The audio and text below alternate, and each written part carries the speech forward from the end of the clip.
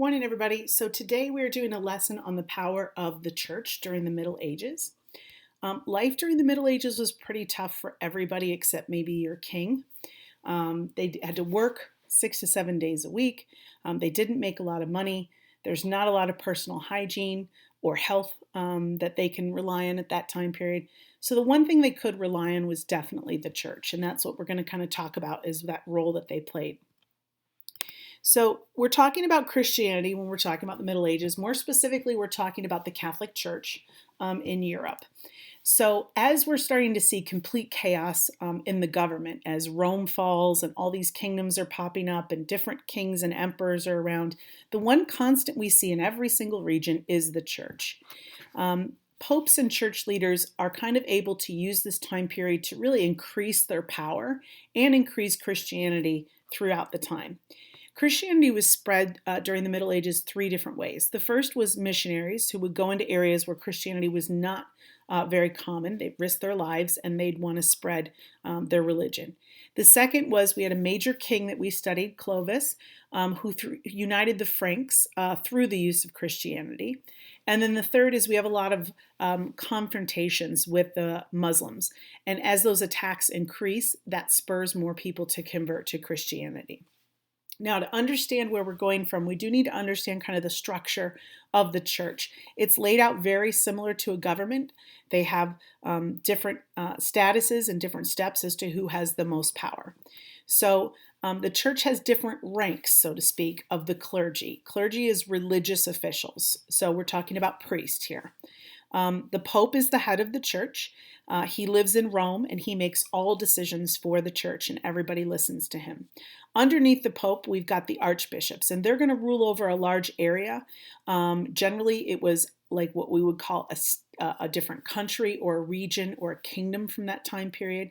And then inside that kingdom, there were smaller regions that were run by bishops and they ran a diocese. So that would kind of be different cities, all had a different bishop. And then each individual church was run by a priest. And the priest was kind of the main contact that all people had. Not a lot of normal people, everyday people in the Middle Ages were going to interact with the Pope or an archbishop or a cardinal. They were just going to interact with their local priest there. So religion is really a very unifying force. We learned last week about feudalism, how people were divided into peasants and knights and lords and nobles and king. And that told you how important you were in society. But the church that we're talking about with Christianity taught its followers that whether you're the king or a peasant or a knight, you're all equal in the eyes of their God. So therefore, this kind of bonded them together and created a community, a feeling of belonging. And we know as we've been going through this pandemic that it's really important for us to have kind of a feeling of community, people we can talk to and interact with.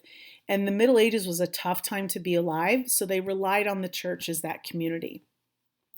Now, one thing that the Catholic Church does is that they have something called sacraments, and these are religious ceremonies that are very important to the people that practice this religion.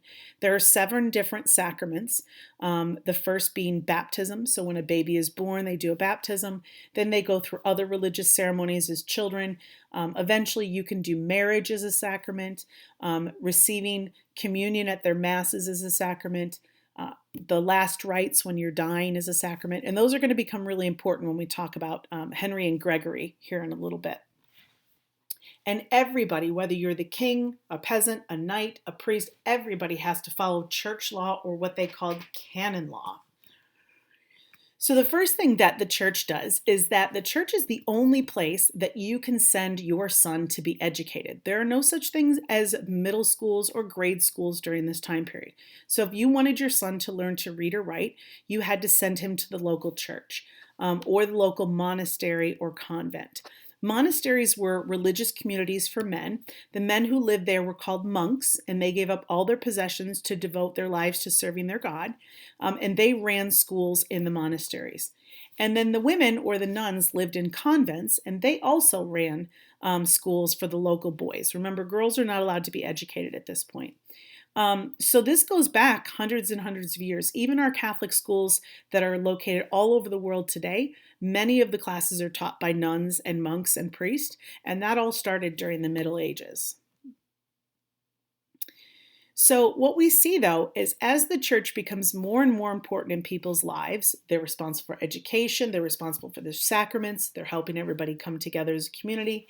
We start to see that there's a conflict between the government and the religion.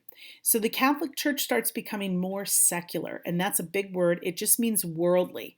In other words, it starts extending its influence into politics, into the government.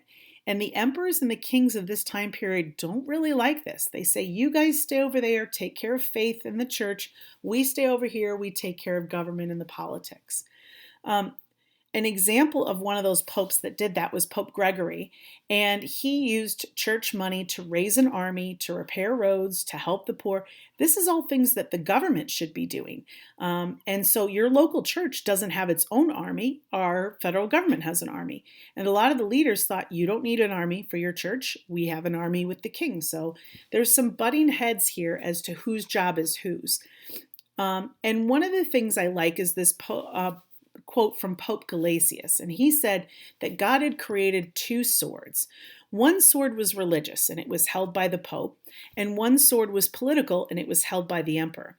And Pope Gelasius said, the Pope bows to the Emperor when it's a political matter, and the Emperor bows to the Pope when it's a spiritual matter or a church matter.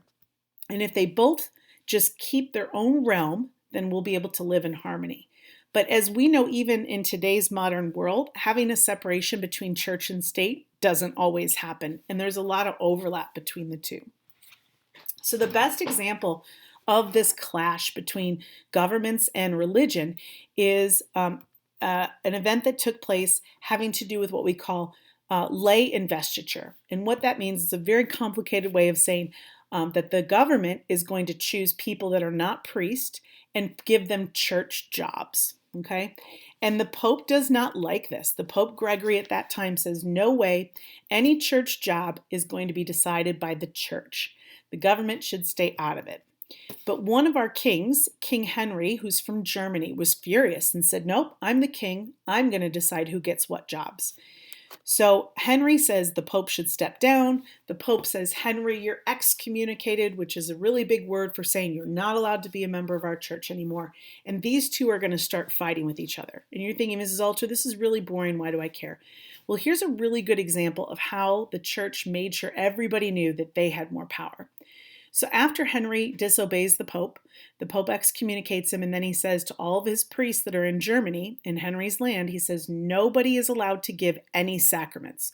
You can't do any baptisms, you can't do any marriages, no last rites for people who are dying, no communion at Mass.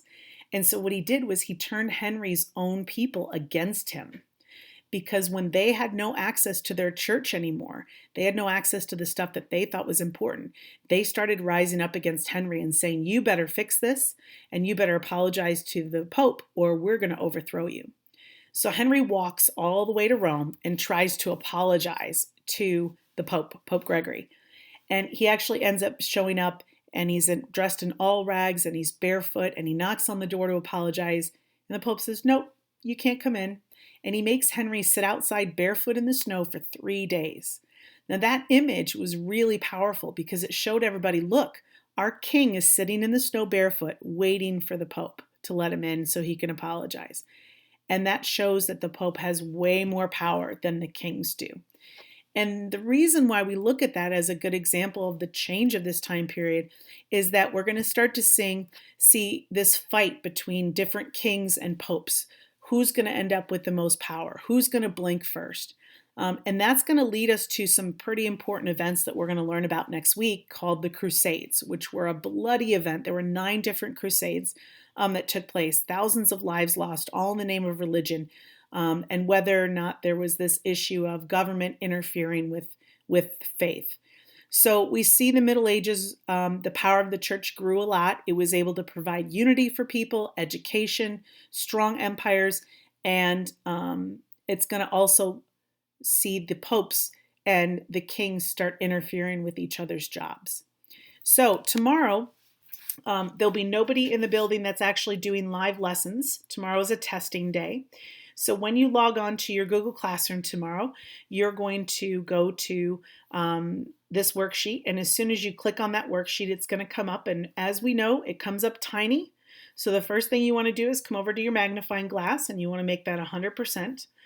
You're going to click right here in the center, and you're going to insert a picture, as the directions tell you to, of a medieval cathedral. Okay, I don't want a modern cathedral, I want a medieval cathedral picture.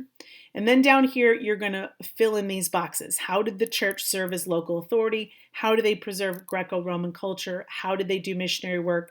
What was the job of the local parish priest?